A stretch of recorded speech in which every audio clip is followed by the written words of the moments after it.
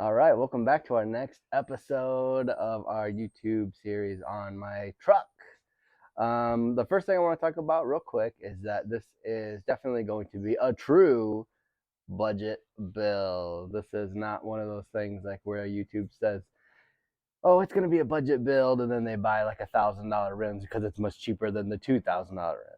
No, I have not a lot of money, and so anything that I'm going to put on this thing, I got to save up for. So that's just the way it is. That's life, and that's going to be like a lot of you folks out there that are doing the same thing on your truck. You can't fling a ton of money at it most of the time. So the first thing that I did that I wanted to do to the truck was to replace the carburetor. It had the stock 2-barrel Rochester. I don't know what the model is on it because they didn't have the model numbers on it, but back in 67, I guess, is what I read. But it definitely, like, the accelerator pump was definitely bad on it, and some other things that I had read about to try and figure out what was going on with it, but it just would not want to run right.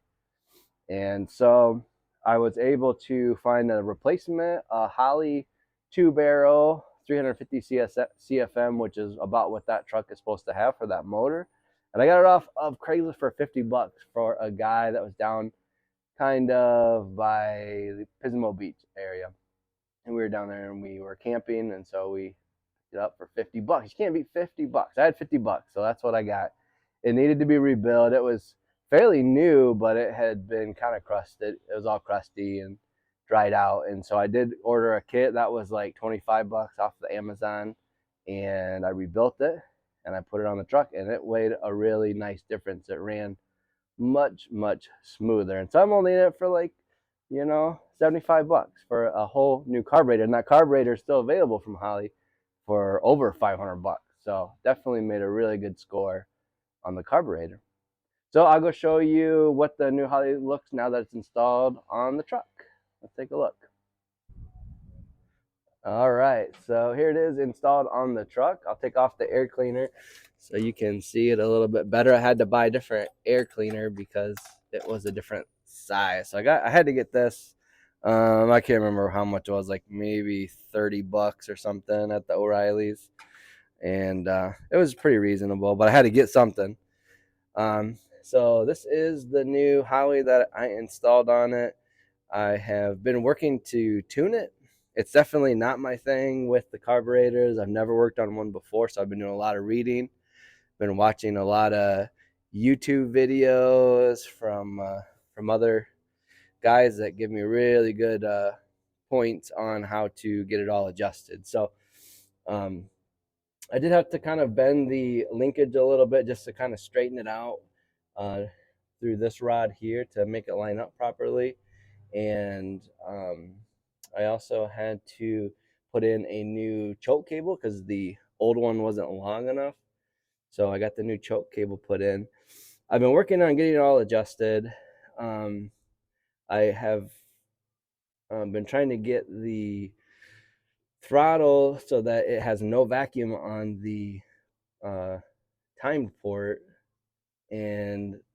but still idling at the correct speed per the manual. So and I can't find like the correct manual for it. It's hard to find for these old motors, the 351Es. I found some 351s, but for like the dump trucks, and their idle was like 550 or something like that, and it just seems too low for this thing at 550. So I did kind of adjust it up a little bit. And I also did that when I adjusted the timing. Like the timing came up, I couldn't find, again, the manual had like 6 degrees of timing. So I borrowed a timing light from my friend Fernando. He's always helping me out a ton with good information. He's a real mechanic, so he helps me out a lot. But I changed the timing up to like 12 degrees, and it seemed to run much better. The kind of weird thing that I've noticed is that the idle mixture screws, the one on each side, like they don't really adjust a ton when I touch it unless I go like way close them off. Then it kind of starts to chug a little bit, but I'm still trying to figure out that part of it. So I did some timing adjustments. I did some more carburetor adjustments. So let's put the air cleaner back on, and then we're going to try a cold start and let's see what happens.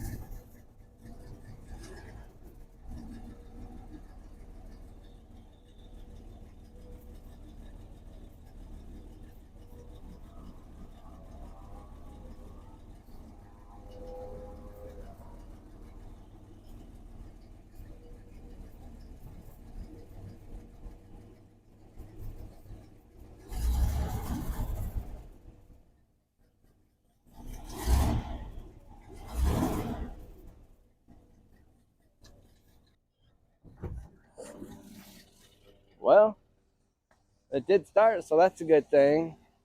A little bit of a rough start. I'm not sure if maybe it's missing a little bit. I don't know. And also, I noticed that the some of the plug wires have big cuts in them, like where the throttle linkage used to be. They chopped into the spark cables, so spark plug wires. So I thought maybe that is some of the problem. Like it just kind of gives it a little bit of a miss, but maybe I will replace them and get some cash in the pocket, and I'll buy some plug wires, and I'll maybe do that since they need replaced anyhow. But let's let it warm up a little bit. I'm gonna get the tedder tots, and we're gonna take it for a toot. Oh, good boy. Good boy.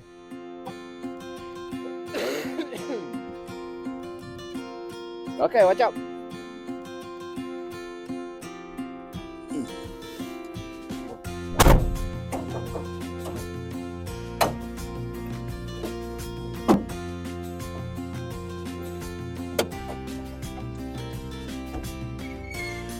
gonna sit down?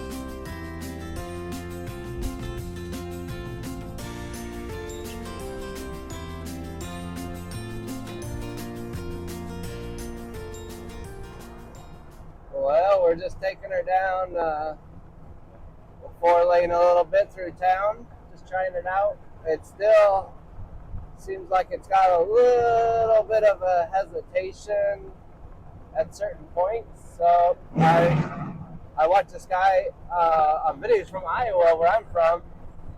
I'll put the link down below to his channel, but he talked about the transfer slots not being exposed correctly. So I'm kind of wondering if maybe that's part of my problem, is that the transfer slots are not correctly open, I guess, with the throttle plate. So I'm going to check that right now, and then we'll just kind of keep moving in a big circle back towards our house, and we'll see if it makes a difference. All right.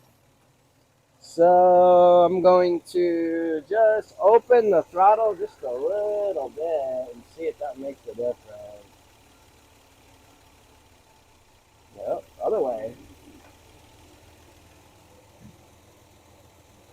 It might be too much, but we'll see. I don't know. Excuse me, Mefta. Excuse me. Make room for Papa Bear. Seatbelts are highly encouraged.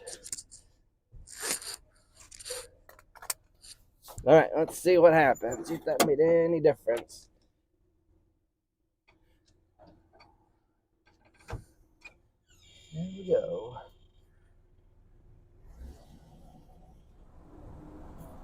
All right, so that did seem to make a pretty big improvement. Doesn't have that little kind of stumble when I would give it a little bit of gas. Yeah, much better that way. I'm not sure how much you can open up those throttle plates. I think I might have just a little tiny bit of vacuum probably coming through that ported vacuum. And I don't think you're supposed to have any, but it runs much better. So I may just leave it like this. If you guys have any suggestions, I would really welcome it on getting this thing tuned in, because I got to get Fernando his tools back and his timing light and his vacuum port back.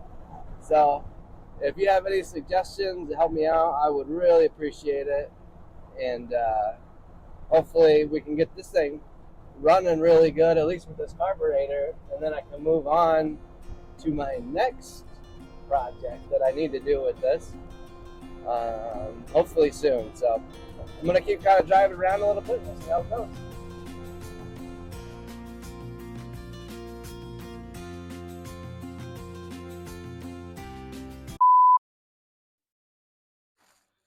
We're going to go for a ride. Okay, let's go. Okay.